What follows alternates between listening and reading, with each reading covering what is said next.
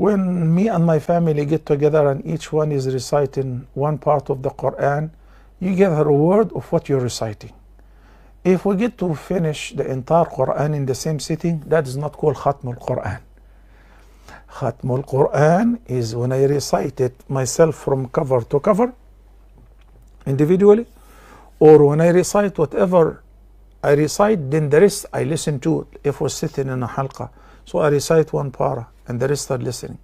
Then now I finish, I listen to the rest reciting, each one reciting their paras. That's called Khatmul Quran. What is Khatmul Quran? Yani somebody who recited the Quran from cover to cover, whether in one day or in 3 days or in more. So if 30 people sat down together and each one recited one para of the Quran in one place, each one have recited only one part, not Khatmul Quran. The place will be full of blessings, true. Well, can we do this in certain occasions such as the anniversary of the marriage, the wedding, or the commemoration of the death of a family member? At that I say no, that's an innovation. But just sitting together, getting together to recite Quran any day, any night, morning or evening is not just permissible, is recommended. Sheikh, even if everyone is reciting his own para, even if everyone is reciting his para, no problem.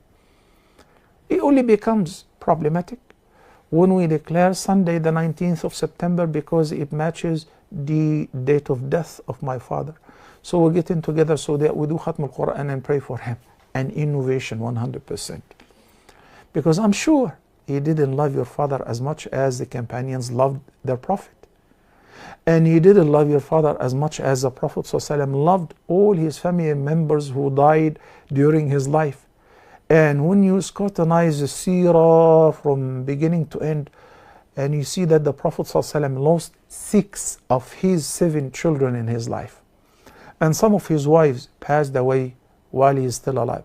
And he outlived hundreds of his companions.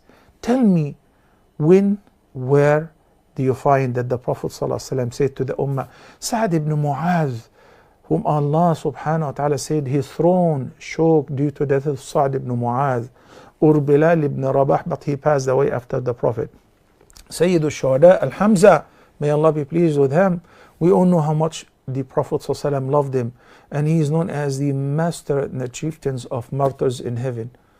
Give me any precedent, any reference that Rasulullah ﷺ gathered the companions on a certain occasion, said, hey guys, everyone take one para, I want to do Khatmul Quran, for the favor of anyone.